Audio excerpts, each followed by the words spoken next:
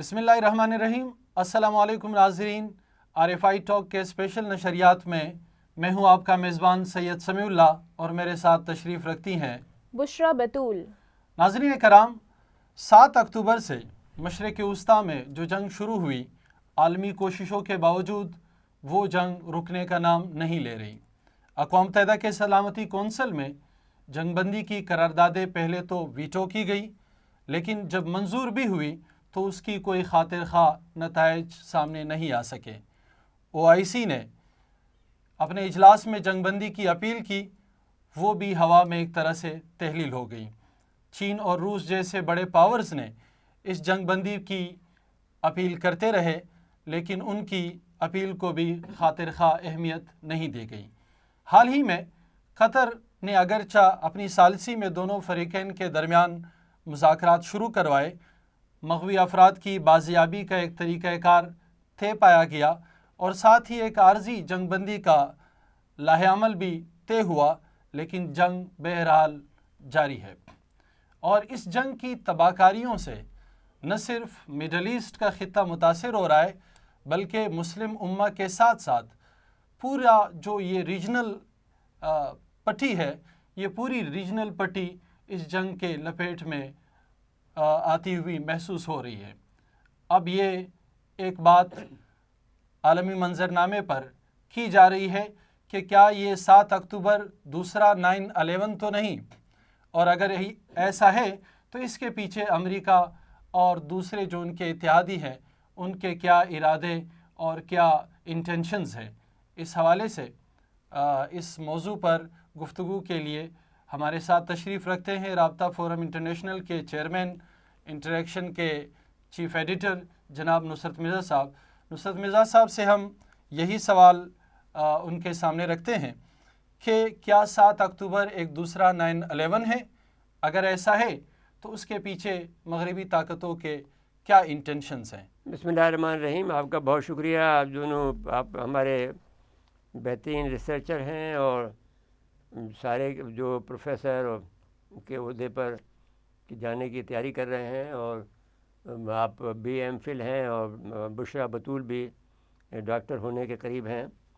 تو ہمارے جو بہترین ریسرچر اس وقت ہمارے ساتھ ہیں، جنہوں جو اس پروگرام کے لیے کافی ریسرچ کی ہے، اور یہ سمجھ ایک قسم کا ہم تجرباتی تو نہیں کہنا چاہیے، لیکن یہ ایک بہترین پروگرام ہم کرنے جا رہے ہیں، اور اس سلسلے میں جو انہوں نے سوالات مرتب کیے ہیں وہ بھی کافی اہمیت کے حامل ہیں۔ اب میں جو سید سمیع اللہ صاحب نے جو سوال کیا ہے اس سوال کا جواب دیتے ہوئے میں یہ کہنا چاہتا ہوں کہ بظاہر یہ نظر آتا ہے کہ یہ 9/11 ہی ہے۔ وجہ اس کی یہ ہے کہ 9/11 جو تھا وہ اگرچہ ہوا تو تھا عربوں کی طرف سے، اور سارے عربوں کو جو انہوں نے فیسلٹی دی تھی، دیکھیے اس میں بھی اگر آپ دیکھیں کہ جب یہ جو ٹوئن ٹاور تھا، ٹریڈ ٹاور جو تھا، اس میں سے یہودی نکال لیے گئے تھے، اور وہ انہوں نے کہا صاحب آج ہمارا وہ دن ہے، میں نے کوئی ان کا دن تھا، مذہبی دن تھا، وہ نکال لیے گئے تھے، تو اس میں کوئی ڈیتھ ٹول جو ہے یہودیوں کی نہیں ہوئی تھی، جبکہ عیسائیوں کی ہوئی تھی۔ اس کی وجہ یہ ہے کہ امریکہ کے اندر یہ سوچا جاتا ہے کہ جہاں دنیا کے اندر فرانس ان کا مخالف ہے، ایران ان کا مخالف ہے، رشیا ان کا مخالف ہے، چائنا ان کا مخالف ہے، تو وہاں کے جو عوام ہیں وہ سب سے زیادہ ان کے مخالف ہیں۔ تو عوام کو انہوں کو اپنی طرف موڑنے کے لیے ایک تقسیم جو ہے وہاں یہ ہے کہ وہاں پر جو ایک تو نیو کنزرویٹیوز ہیں، جن کو نیو کون کہا جاتا ہے، ان کا یہ خیال ہے کہ وہ دنیا کی سپر پاور ہیں، اور سپر پاور کو کی جو حیثیت کو برقرار رکھنے کے لیے انہیں تمام ذرائع استعمال کرنا چاہیے۔ اس میں کرنل پیٹر آف ہیں، جنرل اس میں کریش آف سویلائزیشن کے تھے، وہ ہیں۔ اس کے علاوہ اور بہت ہیں جو کہ عالمی جو ورلڈ کے جو سب سے زیادہ امیر ترین لوگ ہیں، ایلیٹ جسے کہا جاتا ہے، ورلڈ ایلیٹس ہیں، وہ سب شامل ہیں۔ وہ ایک طبقہ ہے جو امریکہ کو رول کرتا ہے، وہ چاہتا یہ ہے کہ اگر وہ جنگ روک دیں گے، کرنل پیٹر آف نے کتاب لکھی ہے نیور کوئٹ دی وار، تو وہ یہ چاہتے ہیں کہ اگر ہم نے جنگ روک دی تو پھر ہمارے اب معیشت کیسے چلے گی۔ تو وہ اس لحاظ سے انہوں نے 9/11 اس لیے کیا تھا کہ عوام کو اپنی طرف موڑ لیں۔ نتیجہ اس کا یہ نکلا کہ وہ سارے عوام جو ہے وہ امریکہ کے سائڈ میں ہو گئے اور جنگ کے دنیا میں جنگ کے لیے تیار ہو گئے. بہت گھر میں نتیجہ یہ نکلا کہ ہر گھر کے اندر بندوق ان کے پاس ہے, وہاں پر تو کوئی لائسنس وغیرہ ہوتا نہیں ہے. پھر ان کا مار دھاڑ کا جو سلسلہ شروع ہوا وہ تاحال جاری ہے. وہ جو ایک آدمی جاتا ہے پاگل ہے, وہ غصے کی حالت کے اندر ایک کیفے میں جاتا ہے جو آدمیوں کو مار دیتا ہے. یونیورسٹی میں جاتا ہے ایک آدمی بہت سارے بچوں کو مار دیتا ہے.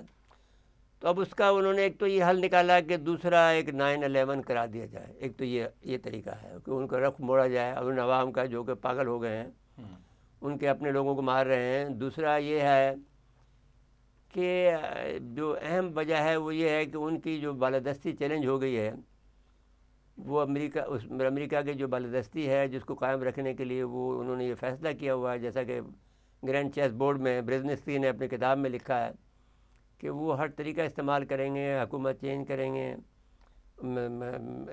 انقلاب لے آئیں گے ملکوں کے اندر. جو بھی ان کو چیلنج کرے گا ان کے اندر جنگ کرا دیں گے, ان کے خلاف کسی جنگ کرا دیں گے, ان کے اندر داخلی انتشار پیدا کر دیں گے, ہائیبرڈ وار کرا دیں گے. ہائیبرڈ وار کا لفظ تو انہوں نے استعمال نہیں کیا کیونکہ اس وقت ہائیبرڈ کا ورڈ ایجاد نہیں ہوا تھا وار کے لیے, جب بزنس نے اپنی کتاب میں لکھا ہے. تو لیکن یہ ہائیبرڈ کا لفظ استعمال کیا ایک رشیا کے ایک جنرل نے. تو یہ بات انہوں نے فیصلہ کیا کہ ہمیں ہر صورت میں اپنی بالادستی کو برقرار رکھنا. اب بالادستی ان کی چیلنج ہو گئی ہے رشیا کی طرف سے اور چائنا کی طرف. چائنا نے دونوں نے ان کو اپنی بالادستی ان کی چیلنج ہو گئی ہے. اب یہ جب فیصلہ ہوا 2010 میں اناؤنس کر دیا انہوں نے کہ ہماری بالادستی کو چیلنج ہو گئی ہے اور ہم اس کو بحال کریں گے. ایک تو یہ وجہ ہے کہ وہ اپنی بالادستی کو بحال کرنے کے لیے یہ ایسا کوئی واقعہ چاہتے تھے, لیکن اس کے پھر انہوں نے 4 طریقے وضع کیے کہ 4 اسٹیپ ہیں جو ہماری بالادستی بحال ہو سکتی ہے. یہ 2010 میں اعلان ہو گیا اور میں نے اس پر آرٹیکل لکھ دیا جو جنگ میں چھپا, روزنامہ جنگ کراچی میں چھپا. اور اس میں یہ لکھا کہ جنگ کے 4 اسٹیپ یہ ہیں کہ پہلے وہ یہ کریں گے کہ برطانیہ کو نکالیں گے یورپی یونین سے, تاکہ یورپی یونین خود ایک طاقتور ملک بن کر, ایک بلاک بن کر امریکہ کے سامنے کھڑا نہ ہو جائے, تو اس کو کمزور کیا جائے. تو انہوں نے ان کو کمزور کر دیا برطانیہ کو نکال کر. یہ برطانیہ کے نکلنے سے پہلے ہم نے یہ آرٹیکل لکھ دیا. پھر انہوں نے کہا کہ ہم ایک ماس مائگریشن ہوگی جو کہ جو بھی افریقن اور ایشین آئے ہوئے ہیں امریکہ میں اور یورپ میں ان سب کو نکال دیا جائے گا.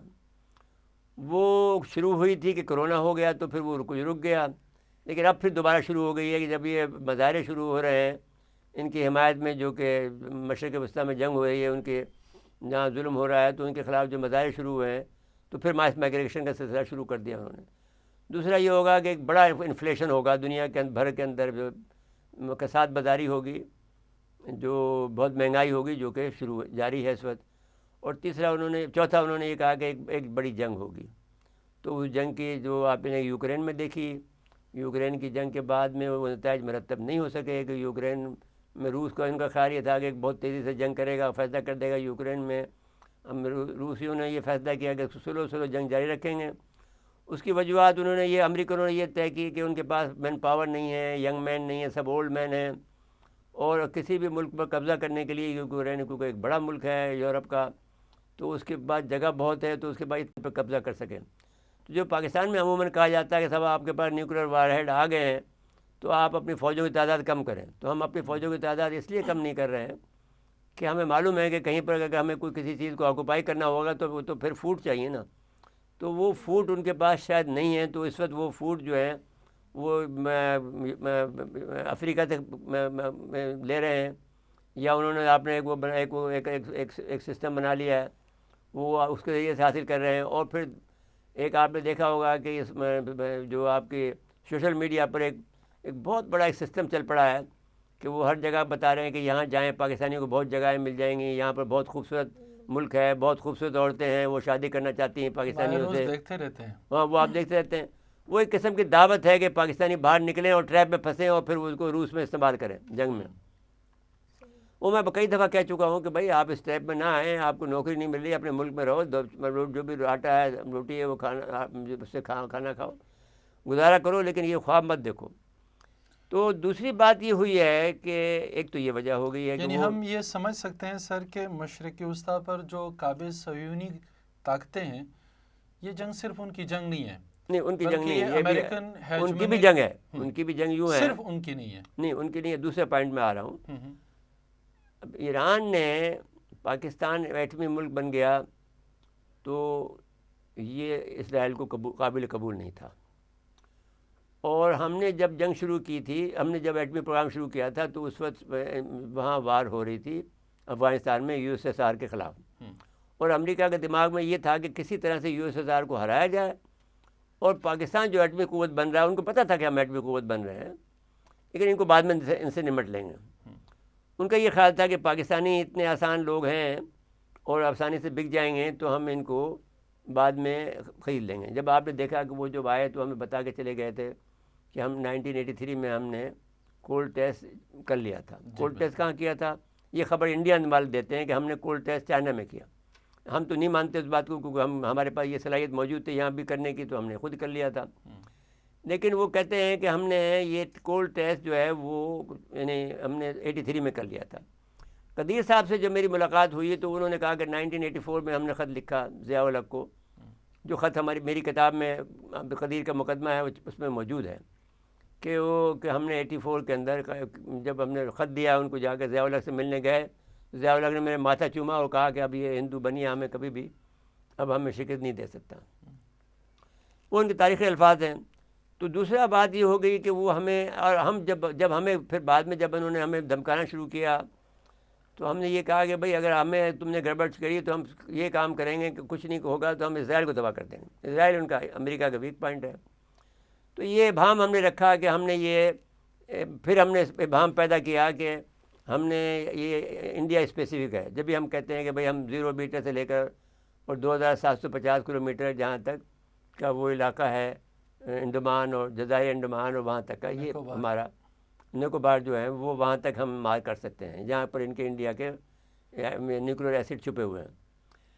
اب مسئلہ یہ آ گیا کہ یہ انہوں نے، جب یہی وجہ ہے کہ یہ جو نیتن یاہو یہ کہتا ہے کہ ہمارا دشمن نمبر 1 پاکستان ہے، کیونکہ پاکستان نے ان کو ایک وار کے اندر ان کے جہاز بھی گرائے تھے۔ آپ کو یاد ہوگا کہ جب بھٹو کی حکومت تھی تو ہمارے آدمیوں جو وہاں پر چلے گئے تھے، ان کو، اب تو یہ کہانیاں ساری جگہ چھپ گئی ہیں تو اس لیے میں بیان بھی کر رہا ہوں کہ ان کو یہ کہا گیا تھا کہ بھئی تو ہماری فوج ایئر فورس کے آدمی نہیں ہو، جو آدمی اپنے آپ کو وہ کر لے، جو بھی آدمی اپنے آپ کو آفر کرتا ہے وہ آدمی پھر ہماری فوج کا حصہ نہیں ہوگا۔ اگر وہ مر گیا تو ہم اس کے بچوں کے ذمہ دار نہیں ہیں، اور اگر وہ مر گیا یا شہید ہو گیا جو بھی، ہم ذمہ دار نہیں ہیں، ہم کسی صورت میں بھی آپ کو قبول نہیں کریں گے کہ پاکستان کا آدمی ہے۔ تو وہ پھر جا کر انہوں نے ان کے اسرائیلیوں کے جہازوں کو مارا۔ حیرت انگیز طور پر اس میں ایک کرسچن بھی تھا، یعنی آپ حیران ہوں گے کہ اس میں جنہوں نے آفر کی تھی ایک کرسچن بھی تھا، اور that means that Pakistani you can take as a Christian also as a good Pakistani. تو اس کی بیٹی کا قصہ بھی ہے جو کوٹا میں رہتی ہے، وہ کہتی ہے کہ مجھے بہت سے لوگ چھیڑتے تھے تو پھر میں نے ایک آدمی کو غصہ مار دیا کہ میں بھی پاکستانی ہوں۔ تو اس کے باپ نے کہا کہ دیکھو بیٹا، یہ جو سفید پٹی یہ ہماری ہے اور یہ گرین پٹی ان کی ہے، تو تم بھی پاکستانی ہو۔ تو وہ ایک کہانی ہے، وہ خیر وہ بعد میں بتانے کی۔